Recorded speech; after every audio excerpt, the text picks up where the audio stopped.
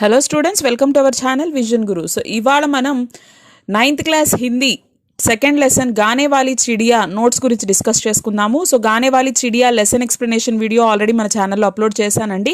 ఎవరైనా చూడని వాళ్ళు ఉంటే ఒకసారి చెక్ చేయొచ్చు. లింక్ కూడా నేను డిస్క్రిప్షన్లో ఇస్తాను. సో ఈ రోజు అయితే మనము మీనింగ్స్, క్వశ్చన్ అండ్ ఆన్సర్స్ ఇవన్నీ చూద్దాము. సో ఫస్ట్ అయితే శబ్దార్థ్ ఇచ్చేసాను చూడండి. బహుత్, బహుత్ का अर्थ क्या है? अधिक, చాలా. సుందర్, రమణీయ, అందమైన. గర్వ్, ఘమండ్, గర్వము. కోనా, కోణ్, గోష్, గోష, మూల. సుందరత, సౌందర్య, సౌందర్యము. చిడియా, పక్షి, పక్షి. కే పాస్, నజ్దీక్, దగ్గరగా. మధుర్, మీఠా, తీయని. సేవక్, దాస్, సేవకుడు. ఢూండ్నా, ఖోజ్నా, వెతుకుట. లౌట్నా, వాపస్ ఆనా, తిరిగి వచ్చుట. థకాన్, క్లాంతి, అలసట. అనురోధ్, వినతి, ప్రార్థన. आवाज देना, बुलाना, पिलुचुटा. अवश्य, जरूर, तप्पक. उपस्थित होना, मौजूद होना, हाजिर होना, हाजरगुटा. मुग्ध होना, मोहित होना, मोहितुडौटा, आकर्षणीयडौटा. खुशी के आंसू, आनंद भाष्पालु. पिंजड़ा, पिंजरा, पंजरमु. धूम मज्जाना, प्रसिद्ध होना, गोप्पतनं व्यापिंचडं. याद आना, स्मरण में आना, गुर्तुकु रावट. కమ్జోర్, బలహీన్, బలహీనమైన. జాన్ మే జాన్ ఆనా, ప్రాణ్ బజ్జానా, ప్రాణం కుదుట పడుట. సో నెక్స్ట్ పిక్చర్స్కి సంబంధించి ఫస్ట్ స్టార్టింగ్లో ఒక పిక్చర్ కింద 3 క్వశ్చన్స్ ఇస్తారు కదా, సో అవి చూద్దాము. चित्र में क्या क्या दिखाई दे रहे हैं? चित्र में एक किसान और 2 बैल हैं. किसान बैलों को हल में लगाकर खेत जोतना दिखाई दे रहा है. సో పిక్చర్లో మనకు ఒక రైతు కనిపిస్తుంటాడు. సో 2 ఎడ్లను పెట్టుకుని పొలాన్ని దున్నుతూ కనిపిస్తాడు. వే క్యా కర్ రహే హై? వే ఖేత్ జోత్ రహే హై. అవి ఏం చేస్తాయి? ఆ 2 ఎడ్లు కూడా పొలాన్ని దున్నుతూ ఉన్నాయి.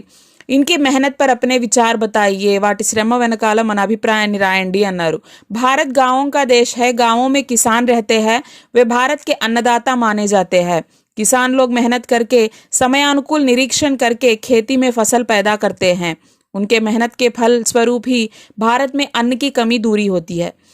సో ఇక్కడ చూడండి ఏం చెప్తున్నారు. భారత్ గాంవం కా దేశ్ హై. భారతదేశం అనేది గ్రామాల యొక్క, అంటే గ్రామాలతోనే మన దేశం అనేది ఉందన్నమాట.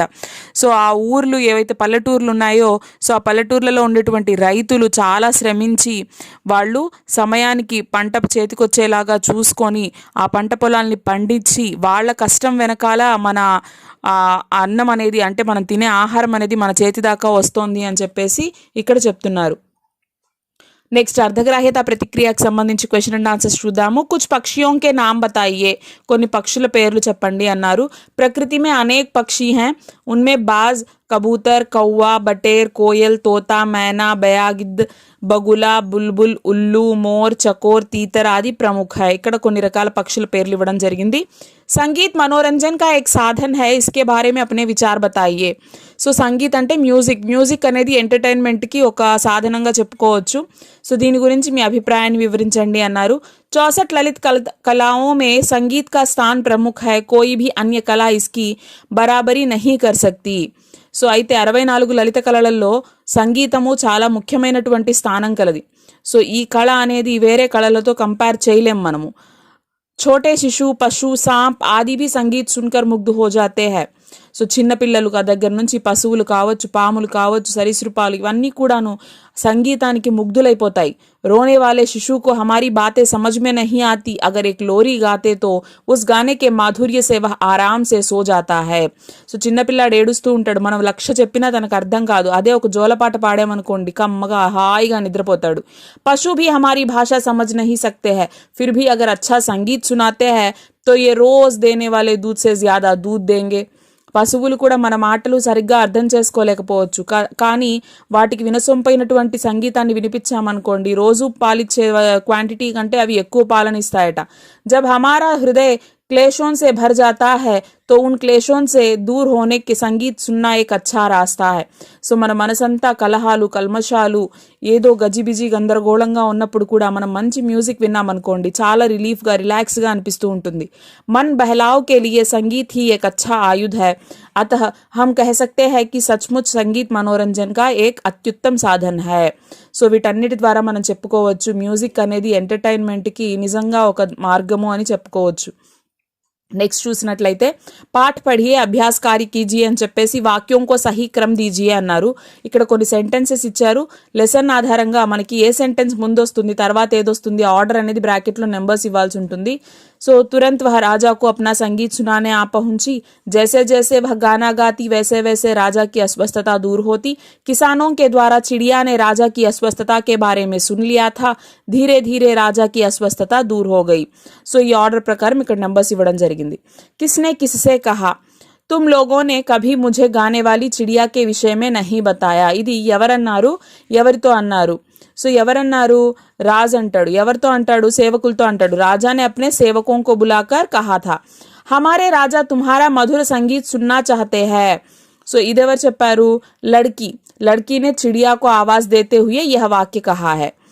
मुझे अपना संगीत मेहनत करने वालों को भी सुनाना है. నా సంగీతం నేను కష్టపడే వాళ్ళకు కూడా వినిపించాలి అని ఎవరు చెప్పారు. సో చిడియానే యహ్ వాక్య కహా హై, పక్షి అంటుంది. अनुच्छेद पढ़कर प्रश्नों के उत्तर दीजिए. సో ఇక్కడ पैसेज అనేది ఇవ్వడం జరిగింది. भारत सरकार ने वन्य जीवों के संरक्षण के लिए सन 1972 में वन्य प्राणी सुरक्षा अधिनियम 1972 बनाकर सभी राज्यों में वन्य प्राणियों के शिकार पर प्रतिबंध लगा दिया है एवं वन्य जीवों के स्वच्छंद विचरण के लिए देश के विभिन्न भागों में 69 राष्ट्रीय उद्यानों 399 अभयारण्यों एवं 35 प्राणी उद्यानों का निर्माण किया गया है. इसके साथ ही दुर्लभ प्रजाति के वन्य जीवों की सुरक्षा के लिए प्रोजेक्ट टाइगर जैसी योजनाएं आरंभ की गई है. అయితే వన్యప్రాణుల గురించి ఇక్కడ ఇచ్చారు, వన్యప్రాణుల సంరక్షణ గురించి ఇచ్చారు. అవి స్వేచ్ఛగా తిరగడానికి ఒక చట్టాన్ని ఏర్పాటు చేయడం జరిగిందట. సో 1972లో వన్యప్రాణి సురక్ష అధినియం 1972 అనేటువంటి ఒక చట్టాన్ని తీసుకురావడం జరిగింది. అదేవిధంగా ఇక్కడ కొన్ని పార్క్స్ని, కొన్ని అడవులని, వీటిని అన్నిటినీ మంచిగా చేసి వాటికి అంటే అవి స్వేచ్ఛగా తిరిగేలాగా వాటి మంచి కోసం ఇక్కడ అలాగే ప్రాజెక్ట్ టైగర్ అనేటువంటి ఒక పథకాన్ని కూడా స్టార్ట్ చేయడం జరిగింది అని చెప్పేసి దాని గురించి ఒక पैसेज ఇచ్చారు. भारत सरकार ने वन्य जीवों के संरक्षण के लिए कौन सा अधिनियम बनाया है, कौन सा अधिनियम बनाया है, वन्य प्राणी सुरक्षा अधिनियम 1972 बनाया है. यहाँ पर कितने राष्ट्रीय उद्यानों की संख्या बनाई गई है, यहाँ पर 69 राष्ट्रीय उद्यानों की संख्या बनाई गई है. बाघों की सुरक्षा के लिए कौन सी योजना कार्य कर रही है, పుల్ల సంరక్షణకి ఎలాంటి పథకాన్ని యోజనని ఆరంభించారు అని అడిగారు. బాగోं की सुरक्षा के लिए प्रोजेक्ट टाइगर योजना कार्य कर रही है. నెక్స్ట్ అభివ్యక్తి సృజనాత్మకతకు సంబంధించి ఫస్ట్ క్వశ్చన్ చూసుకున్నట్లయితే మజ్దూరోं और किसानों की दशा सुधारने के लिए हमें क्या करना चाहिए. సో అయితే ఇక్కడ కార్మికులు, రైతులు వీళ్ళ స్థితిని మెరుగుపరచాలి అంటే మనం ఏం చేయాలి. मजदूरों और किसानों की दशा सुधारने के लिए निम्नांकित उपाय लेना चाहिए. मजदूरों को रेल या बस में आने जाने की सुविधा करनी चाहिए. मजदूरों को रहने के लिए घर जैसी सुविधाएं, उनके बच्चों के निःशुल्क शिक्षा देनी चाहिए. సో ఏం చెప్తున్నారు, సో శ్రామికులు అలాగే రైతుల కుటుంబాలకి ఏం చేయొచ్చు, ట్రైన్ కానివ్వచ్చు, బస్ కానివ్వచ్చు, వాళ్ళకి టికెట్ ఫ్రీగా ఇవ్వచ్చు. నెక్స్ట్ అంటే ఫ్రీ ట్రావెల్ చేసేలాగా చేయొచ్చు. వాళ్ళకు ఉండడానికి ఉచితంగా నివాసం ఏర్పాటు చేయొచ్చు. వాళ్ళ పిల్లలకి ఉచిత విద్యను అందించవచ్చు. बाढ़ या अधिक वर्षा के कारण खेत सड़ जाती है, ऐसी स्थिति में किसानों को ऋण माफी की सुविधा दिलानी चाहिए. ఒకవేళ వేసిన పంటలు వరదలో కొట్టుకుపోయాయి, ఇంకేదైనా నష్టం వాటిల్లింది, అలాంటప్పుడు వాళ్ళ రుణాలు మాఫీ చేయడము. गांव के किसानों को बीज खाद आदि सस्ते मूल्य पर दिलाना चाहिए. పల్లెల్లో ఉండేటువంటి ఆ రైతులకి కావలసినటువంటి విత్తనాలు, ఎరువులు ఇవన్నీ కూడా చాలా తక్కువ రేటుకే వాళ్ళకి అందిస్తే బాగుంటుంది. गांव के किसानों को कम सूद पर अधिक ऋण दिलाना चाहिए. తక్కువ వడ్డీకి ఎక్కువ రుణాలు వాళ్ళకి ఇప్పిస్తే వాళ్ళు చక్కగా పంటల్ని పండించుకోగలరు అని చెప్పేసి ఇక్కడ కొన్ని సూచనలు అనేవి ఇవ్వడం జరిగింది. राजा ने चिड़िया के लिए सोने का पिंजरा बनवाया था. आपकी नजर में चिड़िया को पिंजरे में रखना उचित था. अपने उत्तर का कारण बताइए. అయితే సో ఇక్కడ రాజుగారు పక్షి కోసం బంగారు పంజరాన్ని చేయించారు కదా, సో మీ దృష్టిలో అది కరెక్టేనా, మీ ఆన్సర్ చెప్పండి. పక్షి తో స్వతంత్ర జీవి హై, పక్షులంటేనే స్వతంత్రంగా ఎగరగలిగేవి. उसके लिए राजा सोने का पिंजरा बनवाकर उसमें बंद करना मेरी नजर में गलत है. సో అలా స్వేచ్ఛగా తిరిగేటువంటి పక్షికి ఒక బంగారు పంజరాన్ని చేయించి దాన్ని అక్కడ కంట్రోల్ చేసి అక్కడే బంధించి ఉండడం అనేది నా దృష్టిలో తప్పుగా అనుకుంటున్నాను. పక్షి को स्वेच्छापूर्वक छोड़ देना चाहिए. దాన్ని స్వేచ్ఛగా వదిలేయాలి. పక్షి के लिए सोने का पिंजरा बनवाना अपव्यय समझता हूँ. సో అనవసరంగా దానికి బంగారు పంజరం చేయించారు అని నా ఉద్దేశం అని చెప్పేసి ఇక్కడ ఇవ్వడం జరిగింది. दूसरों के काम आने में ही जीवन का सच्चा सुख निहित है, इसके बारे में अपने विचार बताइए। ఇతరులకి మనం పనికొచ్చేలా ఉండాలి మన జీవితం అనేది, సో అనే దాని గురించి మీ అభిప్రాయాన్ని వెల్లడించండి అన్నారు. हमारी भावना है हम समाज में रहते हैं, हम सब भाईचारे की भावना से रहते हैं, हमें अपनी स्वार्थ भावना को भूलकर समाज व जनता के लिए कुछ करना मुनासिब है। हमारे जीवन में भी हमें अनेक चीज़ों की ज़रूरत होती है, हम अकेले अपनी ज़रूरतों को पूरा नहीं कर पाते, अर्थात जीवन निर्वाह के लिए भी हम दूसरों पर निर्भर रहते हैं। ऐसी हालत में हम भी दूसरों के काम आए तो सबका निर्वाह सुचारू रूप से हो सकता है। एक बात में कहना है तो हर मानव अपने और अन्य लोगों के जीवन को सुखमय बनाने के लिए ज़रूर दूसरों के काम आना ही चाहिए, और यही मानी हुई बात है। అయితే మనందరం మనుషులం, ఒక సమాజంలో బ్రతుకుతున్నాము. అందరూ ఎలా ఉండాలి? సోదర భావంతో ఉండాలి. ఒకరితో అవసరం లేకుండా ఎక్కడా ఉండదు. ఎవరో ఒకరి మీద ఏదో ఒక పనిలో డిపెండ్ అవ్వాల్సిన పరిస్థితే వస్తుంది. సో అదే సొసైటీ అంటే. కాబట్టి మనకి ఎన్నో అవసరాల్లో ఎంతో మంది హెల్ప్ చేస్తూ ఉంటారు, ఏదో ఒక అవసరం పడుతూనే ఉంటుంది ఎవరితో ఒకరితో. అలాగే మన అవసరం కూడా ఎవరికో ఒకరికి ఉంటుంది. అలాంటప్పుడు సో మనం ఎంతసేపు మనం ఇతరులకు ఉపయోగపడకుండా మన పని అనుకుంటూ మన స్వార్థం గురించి ఆలోచించుకోకుండా మనం కూడా ఇతరులకి సహాయం చేయాలి, వాళ్ళు మనకి సహాయం చేయాలి. ఇలా ఒకరికొకరు సహాయంగా ఉంటూ సుఖదుఖాల్లో తోడుగా ఉంటూ అందరూ కలిసిమెలిసి ఉండాలి అని చెప్పేసి చెప్తున్నారు. गाने वाली चिड़िया पाठ का सारांश अपने शब्दों में लिखिए. సో గానే వాలి చిడియా సారాంశం ఇక్కడ ఇచ్చేసాము, చూసుకోవచ్చు. గానే వాలి చిడియా పాఠ్ కా కోయి అనుచ్ఛేద్ సంవాద్ కే రూప్ మే లిఖియే అన్నారు. సో ఇక్కడ గానేవాడి చిడియాలో ఏదన్నా ఒక ప్యాసేజ్ని తీసుకొని సో అందులో కన్వర్జేషన్ అనమాట. అంటే సో రైతులు వెళ్ళి పక్షిని అడగడము, ఆ పక్షి ఏం సమాధానం చెప్పింది, రాజు గారు ఏం చెప్పారు, పక్షి ఏం చెప్పింది, సో ఇలా కన్వర్జేషన్ తీసుకొని ఒక ప్యాసేజ్ని కన్వర్జేషన్ లాగా రాయండి అని అడిగారు. సో కిసాన్, హే గానే వాలి చిడియా తేరే వియోగ్ మే రాజా అస్వస్థ హోగయే. రైతులు చెప్తారు, ఓ పక్షి నీ ఆలోచనలతో మా రాజుగారు అనారోగ్యం పాలైపోయారు. మే అభి ఆవుంగి చిడియా చెప్పింది, నేను ఇప్పుడే వస్తాను అని చెప్పేసి. తర్వాత ఆ రాజుగారు అడుగుతారు, హే ప్యారీ చిడియా మే తుమ్హే హమేషా రాజ్మహల్ మే రఖూంగా మేరే పాస్ లౌటావో. నా దగ్గరికి తిరిగి వచ్చేయి, నీకు నేను సకల వైభవాలు ఇక్కడ ఇస్తాను అని చెప్పేసి చెప్తారు. క్షమా కీజియే మహారాజ్, చిడియా చెప్తోంది, క్షమించండి రాజుగారు. మే హర్ దిన్ యహా ఆऊंगी, आपको भी अपना संगीत सुनाऊंगी, मुझे अपना संगीत मेहनत करने वालों को भी सुनाना है. और राजा कहते हैं, वाह तुम मजदूरों और किसानों के लिए राजमहल का सुख त्याग सकती हो, तुम महान हो चिड़िया, तो क्या मैं उनके लिए कुछ नहीं कर सकता? तो चिड़िया कहती है, क्यों नहीं महाराज, जरूर उनकी सहायता करो, वे हमारे सुखदाता है और अन्नदाता भी है. సో ఈ విధంగా కన్వర్జేషన్ రాస్తాము. గీత్ और संगीत का हमारे जीवन में बड़ा महत्व है, इस पर अपने विचार बताइए.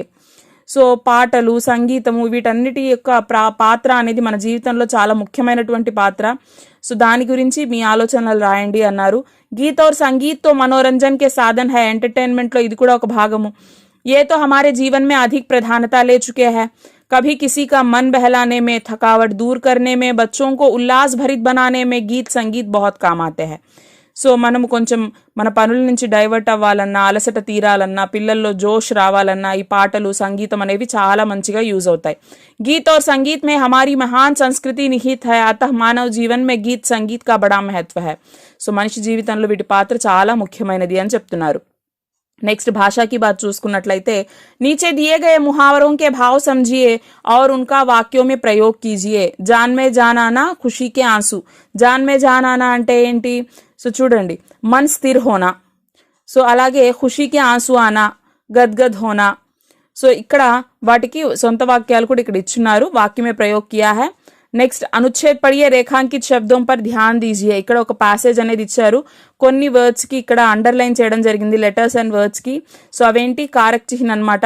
సో कारक चिन्हों को रेखांकित किया गया है. तो कौन से कारक है?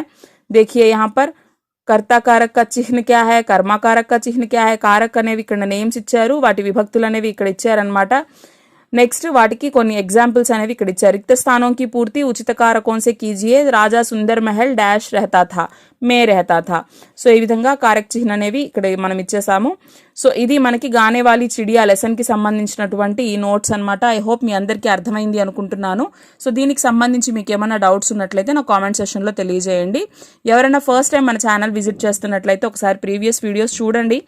సో అన్ని క్లాసెస్కి సంబంధించిన లెసన్స్ నోట్స్ అన్నీ కూడా మన ఛానల్లో ఉన్నాయండి. ఎవరికన్నా యూజ్ అయితే హెల్ప్ అవుతున్నాయి అనుకుంటే మాత్రం తప్పకుండా మీ సపోర్ట్ మాకు అందించండి. లైక్ చేయండి, షేర్ చేయండి, సబ్స్క్రైబ్ చేసుకోవడం మర్చిపోవద్దు. అలాగే బెల్ ఐకాన్ని క్లిక్ చేసినట్లయితే మేము వీడియో పోస్ట్ చేసిన వెంటనే నోటిఫికేషన్స్ అనేవి మీ దాకా వచ్చేస్తాయి. Thank you.